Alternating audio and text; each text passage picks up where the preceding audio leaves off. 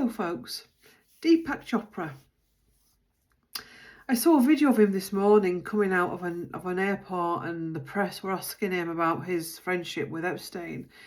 And he, very similar to Andrew Mountbatten Windsor, wasn't going to say anything and was trying to keep it under wraps, etc. And he actually said to the press, "What do you think?"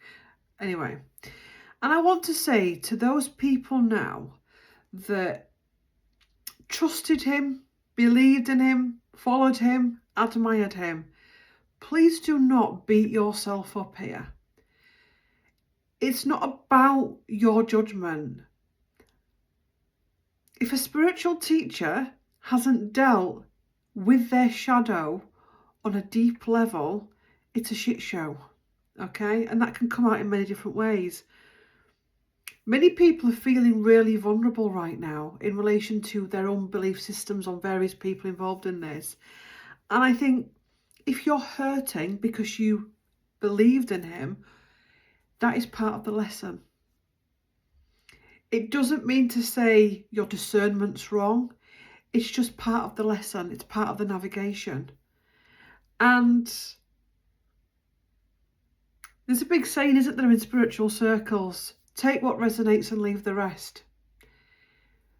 There's some big spiritual muscles going to have to be used going forward from this in relation to that person had an impact on me and was part of my journey to take me to that. But I also now know that there was a shadow aspect there of which I have to get peace to. And I think a big teaching with this is going to be about the pedestal.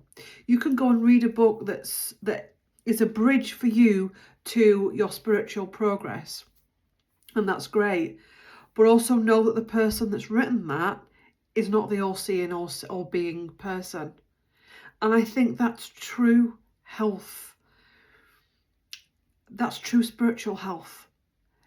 To berate yourself or to berate others right now, or the other one that's doing my head in at the minute is, I always knew he was a wrong one. Well, why didn't you say something at the time? Watch out for that. There are going to be many waves of grief on this journey. And actually understanding that it's a journey for everyone and that there is a lot to learn for everyone in all of this. That when you're reading a book, listening to a podcast and you think that's not right for me, you move on and you accept your discernment. Because there's a reason why your body does what it does in that moment. But also as well, no matter who comes up in the files, it's also about stepping out of rotten tomatoes energy or being gleeful that the person that I always knew they were wrong is being dragged into it. That's great spiritual advancement and mastery when you don't actually laugh or mock or clap your hands gleefully or rub your hands because the person that you always thought was a wrong one has been dragged into it. And I'm right, you see, that's your ego. That's your ego in that.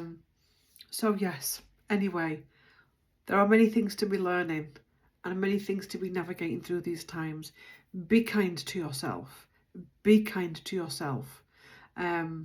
This is, do you know, at a higher level, his soul will be here to teach us this. Do you know what I mean?